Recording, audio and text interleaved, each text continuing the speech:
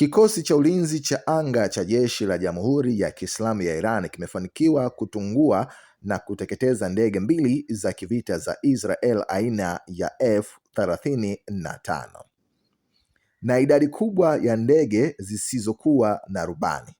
Iran imekuwa ni nchi ya kwanza duniani kuweza kutungua ndege za kijeshi za F-35. Ndege hizo za kisasa na zenye thamani kubwa kwa Israel zilitunguliwa usiku wa kuamkia leo Jumamosi, kwa mujibu wa ripoti. Rubani wa mojawapo ya ndege hizo za kivita ambaye ni mwanamke amekamatwa pia. Jamhuri ya Kiislamu ya Iran imeapa kuendelea kutoa majibu makali na mazito kwa vitendo vyovyote vya kichokozi vinavyofanywa na utawala wa Israel wa Kizayuni. Utawala wa Israel ulishambulia vitongoji kadhaa vya makazi ya watu mjini Tehran na katika maeneo mengine ya Iran usiku wa kuamkia jana Ijumaa na asubuhi hii ya leo. Vikosi vya ulinzi vya anga vimefanikiwa kutungua makombora ya maadui yaliyorushwa na utawala wa Kizayuni katika anga la mji mkuu wa Iran, Tehran.